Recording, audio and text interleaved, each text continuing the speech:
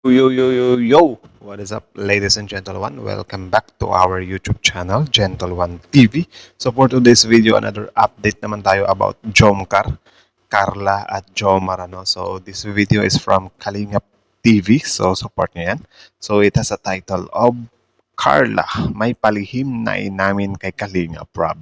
Tungkol kaya ito sa question mark Kalingap Rob latest vlog today. So ano kaya yun, ladies and gentlemen? Ano?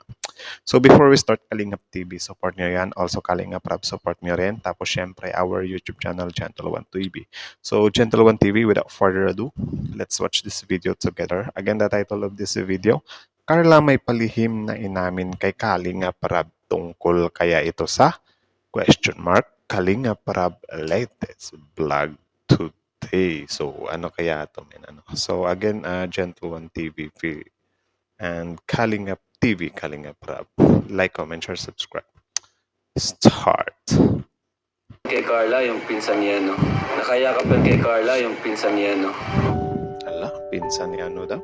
Carla may Pinsan ni ano? Ulit nga. Nakayakapan kay Carla, yung pinsan niya, no?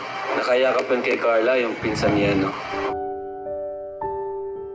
Carla may palihim na inaamin kay Kalingap Rob. Hala. At Carla niyakap sa meet and greet sa SM Baguio. Isang mapagpalang araw sa inyong lahat. Niyakap sa meet and greet sa Baguio. My goodness. Okay. Well, syempre kapag hindi mo alam kung sino yung yumakap, of course, medyo masasaktan ka. Pero yun, alamin muna natin kung sino nga yan. Mga Kalingap, sanay hindi niyo po makalimutan na mag-like sa video na ito. Like the At video. paunawa tapusin muna ang kabuuhan ng video na ito mga Kalingap at para malaman ang nilalaman nito. Of course, number one rule is watch till end before you comment. At maraming salamat po mga Kalingap sa pagpatuloy na pagsuporta lalo na kay Kuya Val Santos Matubang at kay Ate Edna Vlogs at Kalingap Rob, salamat po. Also, the super first rule is supportahan natin Kalingap Rob, Val Santos Matubang, Ate Edna Vlogs. Also, Kalingap TV na rin. Continue. Carla may ipinagtapat na palihim kay Kalingap Rob. What is that? At Carla niyakap sa meet and greet. Pero Great. bago yun mga Kalingap ay pag-usapan muna natin ang patungkol sa tambalan ngayon ng Jomcar mga Kalingap. Naipagsabi ni Kalingap Rob na sa sitwasyon ngayon ng Jomcar ay para bang hindi nagkakasundo ang dalawa at may tampuhan na nagaganap sa dalawa at anong kadahilanan yan ang ating malalaman mamaya. Okay. At agaw pansin ang suot-suot ni VNC sa ginawang meet and greet sa Baguio mga Kalingap dahil para itong isang Koreana at artista talaga sa personal. Wait lang. Brain freeze. Hindi natin lubos akalain na si VNC at Edo ay mas labis pa silang magkakasundo habang tumatagal mga Kalingap. Yun. Samantala papaganda na sana ang samahan ng Jomcar ngunit bigla na naman itong nagkatampuhan ang tambalan ng Jomcar mga Kalingap at sabi ni Kalingap Rob na aabangan natin sa kanyang upload dahil may nangyayari sa eksena ng Jomcar doon na hindi inaasahan ngunit may paraan naman si Kalingap Rob tungkol dito mga Kalingap. So may tampuhan, which is sobrang normal lang ng ganun sa mga relationship, na yun nga, nag-aaway, tampuhan kasi syempre opposite natin yung mga partners natin eh. So hindi talaga natin hawak kung ano yung ugali nila, hindi natin hawak kung ano yung gagawin nila. So parang napaka-unpredictable kumbaga. So continue. Natagalan na mag-upload si Kalingap Rob sa kanilang ginagawa ngayon doon sa Baguio dahil nakaramdam rin sila doon ng hagupit ng bagyong Pepito mga Kalingap at walang sapat na supply ng kuryente ang bayan ngayon sa Baguio. Yun lang din. So sa mga sa mga victims ng Pepito, so pagdasal nyo lang yan and yeah, malalampasan nyo din yan, men. So continue.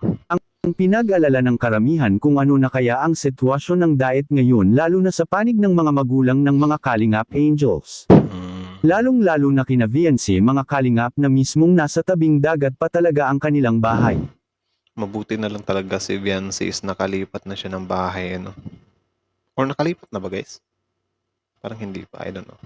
Ito ang labis na pinag-alala ngayon ni Viancy kahit siya ay nasa Baguio hindi niya maisip kung ano na ang kalagayan sa kanila ngayon gustuhin man niya na makauwi na ngunit hindi ito maging madali lalo pa at napuruhan rin ang Metro Manila sa Bagyong Pipito at hindi madaling makadaan dito dahil sa baha at mga basura, at sa kabilang dako naman mga kalingap, Carla ni Yakap. At Hala, kalingap sino kaya yung makap kay Carla, men? Nakaka-curious naman yan, ano? So, kahit sinong guy talaga magsiselos, men, kung hindi mo alam or hindi mo malalaman kung sino yung nangyakap sa iniirog mo, you know? Rab may naiisip na ng isang paraan sa tampuhan ng jump car, yan ang ating makikita sa video. Okay. Kuya ba? Pinsan ko po yung special child kanina sa SM Baguio. Ay, talaga? Grabe mga kalingap, nakayakap yan kay kay Carla. Nakayakap yan kay So special child pala yung yumakap kay Carla. Ano yun, viewers lang? Okay. Carla, yung pinsan niya, Kilala talaga kami mga kalingap. Nakakatuwa. Oy, kuya. So, ma-coffee po sana kami ngayon with Jomcar para makapag-usap yung dalawa. Kasi, ewan ko po, parang may tampuan daw. May tampuan daw mga kalingap. Abangan niyo po sa Balak pagkasunduin ni Kalingap Rab ang tambalan ng jump car mga kalingap dahil nalaman Siyempre, hindi din papayag si Kalingap Rab na some kind, malayo sila sa isa't isa, yung Jomcar. nito na may pagtatampo si Carla kay Papa Joms. Grabe talaga mga kalingap ang jump car ngayon may tampuhan na sila.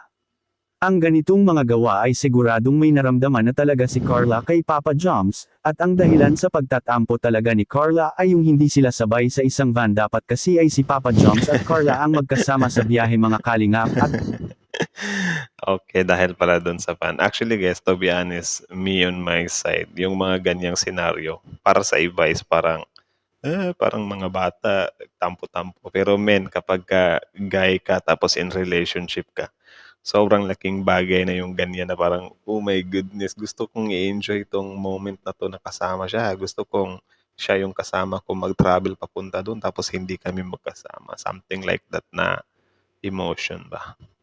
para naman makamport niya si Carla kung sakali na kailangan ni Carla na magpahinga sa kanilang biyahe.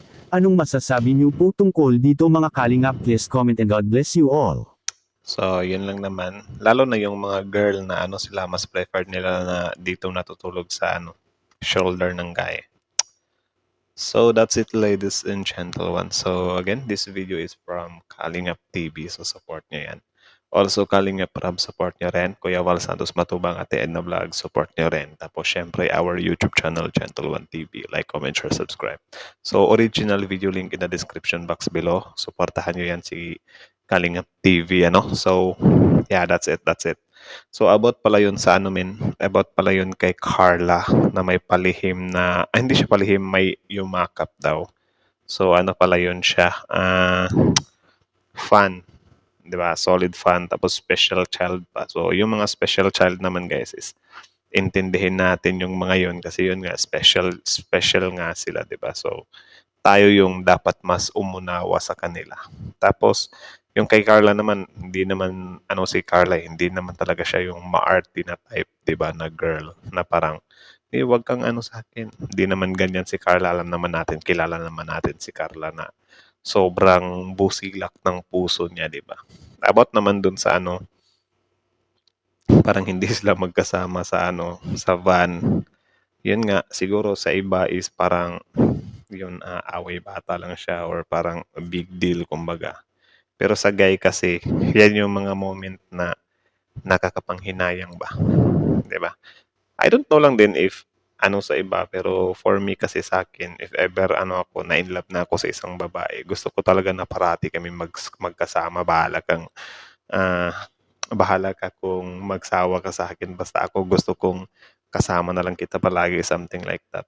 Like, hindi talaga ako ma-at-is, like, kahit sabihin pa na magkasunod lang yung van namin, gusto ko kasi na nasa tabi niya ako palagi, something like that pa. So, ewan ko kung makaka-relate yung iba, pero ako ganun ako 'di ba?